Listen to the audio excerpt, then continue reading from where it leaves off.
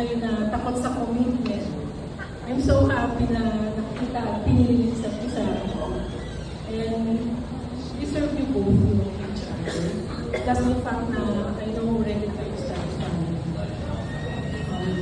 Sabi nga, true love isn't about long timelines or perfect timing.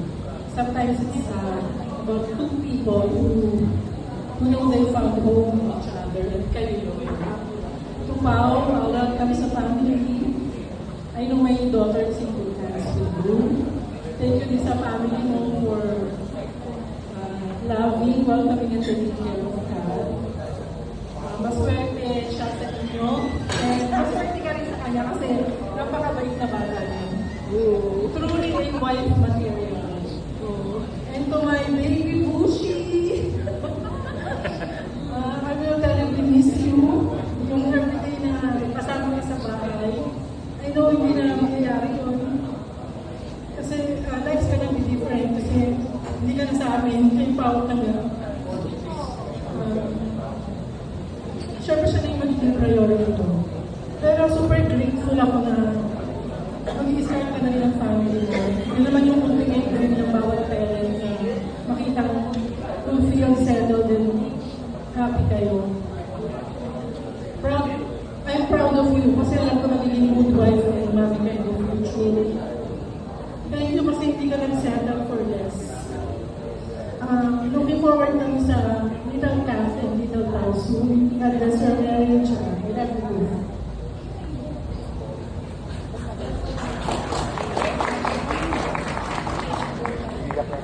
Good afternoon po sa lahat.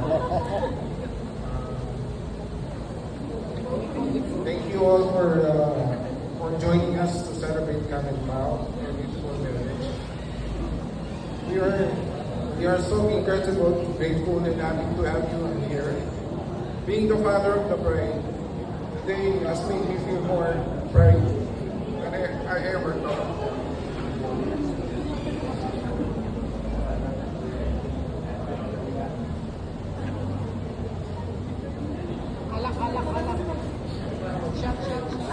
Alam po natin na kapag ang mga anak natin nakahanap ng true love, ang magulang po ay nakahanap po ng kasiyahan.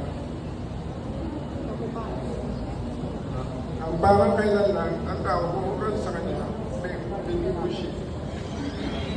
Ngayon, harap na siya na bagong lingko ng buhay niya. And to Pao, welcome to our family. We are happy to have you as a son-in-law. Nakita ko kung paano mo mahalin at pasensya. I'm so happy that God found someone as wonderful as you. I know you will take good care of her. Good luck sa inyong journey and make sure lagi nyo magdarasal para sa ups and downs natural yan sa buhay. Pero center of that pa rin ang kailangan natin para maayos sa lahat. Thank you so much. And sa family po niya, thank you po. Thank you so much once again. Palakpakan po natin ang parents of the bride.